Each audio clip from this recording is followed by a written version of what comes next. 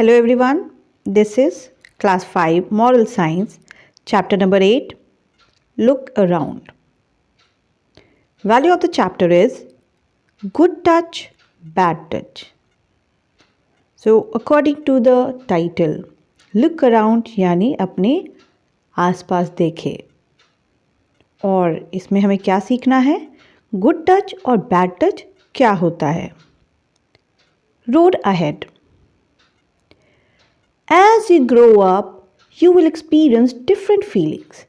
जैसे जैसे आप बड़े होते जाएंगे, आप अलग अलग तरह के फीलिंग्स एक्सपीरियंस करेंगे. You will communicate with different people and each one will have different ways of talking and expressing their feelings and emotions. आप बहुत सारे लोगों से कम्युनिकेट करेंगे.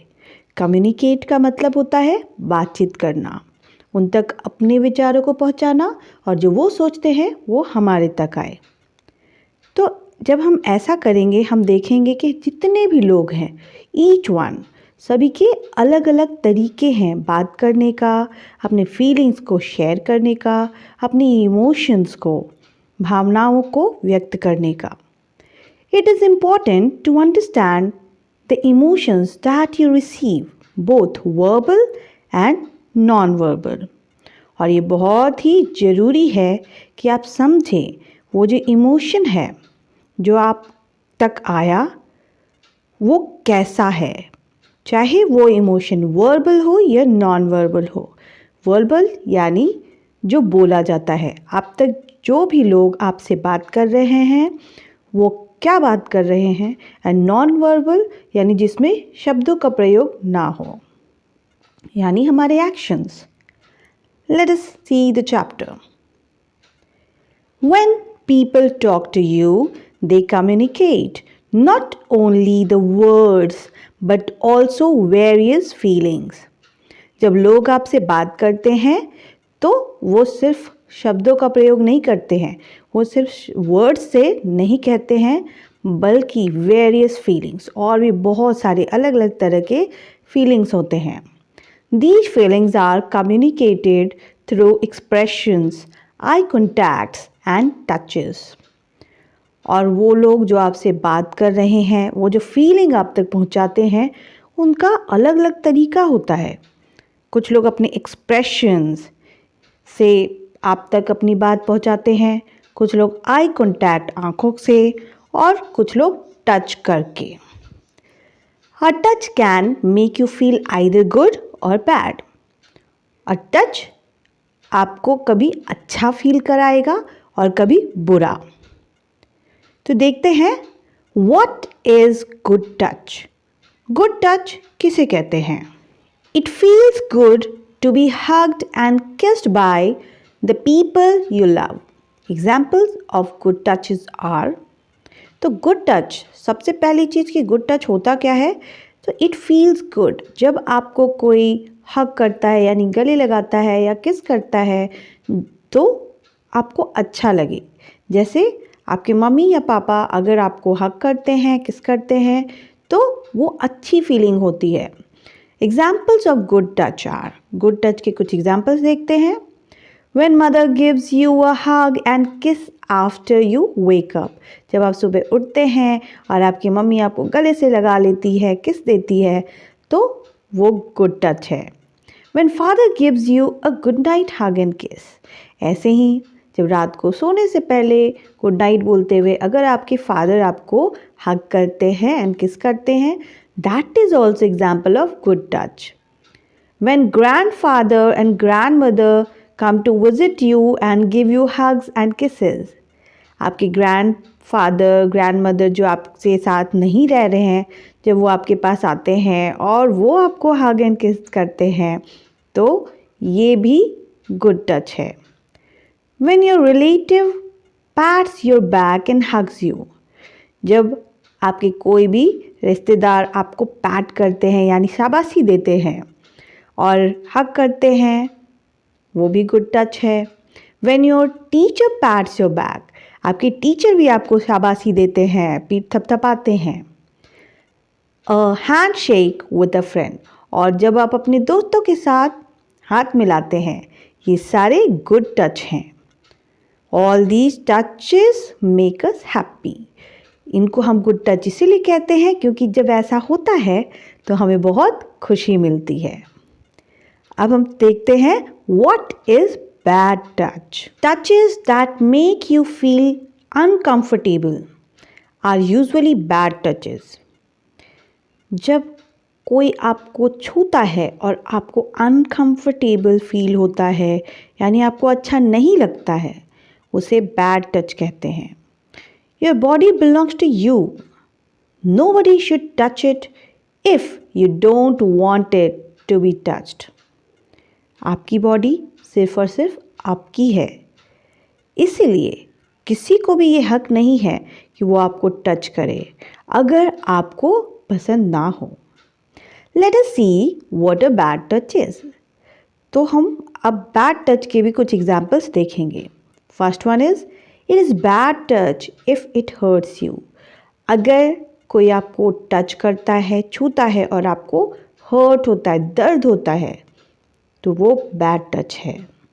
It is bad touch if someone touches you on your body where you don't want to be touched.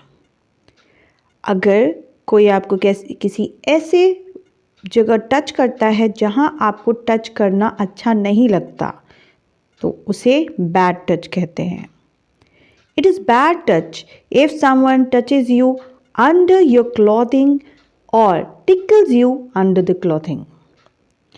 अगर कोई आपको आपके क्लोथ, आपके कपड़ों के अंदर टच करता है या आपको टिकल यानी गुदगुदी करता है, इसे भी बैड टच कहते हैं। It is bad touch if that touch makes you feel scared and nervous. अगर कोई आपको टच करे और आपको डर लगे, स्केर्ड एंड नर्वस, आप डर जाएं, आपको घबराहट हो, वो बैड टच है। It is bad touch if that person forces you to touch him और हर। अगर कोई आपसे कहे कि आप उस व्यक्ति को टच करें ज़बरदस्ती, जबकि आप नहीं चाहते, this is also bad touch. It is bad touch if a person asks you not to tell anyone. अगर कोई आपको टच करता है और कहे कि ये बात किसी को ना बताए, तो वो बैड टच है। It is bad touch if a person threatens to hurt you if you tell someone about the touch। अगर कोई आपको टच करे और फिर थ्रेटन करे, धमकी दे, डराए कि आप ये बात किसी को अगर बताएंगे तो आपको हर्ट किया जाएगा, वो आपको डराएगा, धमकाएगा, या कहे कि आप अगर किसी को बताते हैं तो आपके लिए बुरा होगा, तो वो बैड टच है। तो इस तरह से हम समझ सकते हैं कि जो भी कोई अगर हमें टच कर रहा है, वो गुड टच है या बैड टच है। What to do? What do you do when someone touches you in the wrong way? अब बात आती है कि हमें पता तो चल गया कि वो गुड है या बैड। अगर कोई हमें बैड टच करता है तो हमें क्या करना है? Say no. Tell the person that you don't like it and you don't want to be touched. तो हमें क्या करना है? पॉइंट नंबर 1, say no, यानी ना कहें। जो भी आपको टच करे गलत तरीके से या आपसे कहे उन्हें टच करने, then you have to say कि no, मुझे ये पसंद नहीं है। Get away fast. Run away from the person. आप जितनी जल्दी हो सके वहाँ से भाग जाए, उस पर्सन से दूर भाग जाए। Call for help, you can scream. आप हेल्प के लिए किसी को बुला सकते हैं, आवाज़ लगा सकते हैं। यू कैन स्क्रीम, स्क्रीम यानी चिल्ला सकते हैं। अगर आप वहाँ से नहीं भाग सकते तो कम से कम चिल्ला तो सकते हैं। Believe in your self, you did nothing wrong. खुद पे ये विश्वास रखें कि आपने कुछ भी गलत नहीं किया है। If someone touches you in the wrong way, tell someone you trust about what has happened. अगर किसी ने आपको टच किया गलत तरीके से, तो आप जिन पे भरोसा करते हैं, आपसे बड़े जो हैं, जिस पे आपको बहुत भरोसा है, आप इस बारे में उन्हें ज़रूर बताएं कि क्या हुआ था. When someone touches you and asks you to keep it a secret between the two of you, ask yourself, does the secret bother me?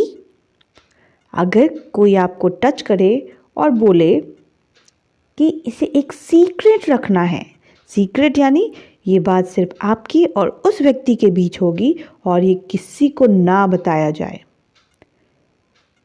तो आप खुद से ये क्वेश्चन करें कि क्या ये सही है, इसे सीक्रेट रखना चाहिए, और उसे सीक्रेट रख के क्या आपको कोई परेशानी नहीं हो रही है. अगर आपके दिमाग में ये बार बार ख्याल आता है कि ये गलत है या आप परेशान होते हैं उस बात से, तो वो एक रॉन्ग टच है. तो आपको ये क्वेश्चन अपने आप से करना है और ऐसा कोई सीक्रेट नहीं रखना है. Don't keep secrets that make you feel uncomfortable. Share it with the person you trust, like a parent, a relative, or a teacher. Don't feel that you are bad. तो ऐसा कोई भी सीक्रेट जो आपसे ज़बरदस्ती कहा जाए कि वो किसी से शेयर ना करे, किसी को ना बताए, उसे सीक्रेट ना रहने दे. नहीं तो आपको अनकंफर्टेबल फील होगा, आपको अच्छा महसूस नहीं होगा. आप उस सीक्रेट को या उस बात को, उस बारे में किसी न किसी को ज़रूर बताएं जिन पे आपको सबसे ज़्यादा भरोसा हो. तो वो कौन हो सकता है? आपके पेरेंट्स, आपके कोई बहुत अच्छे रिलेटिव या आपके टीचर.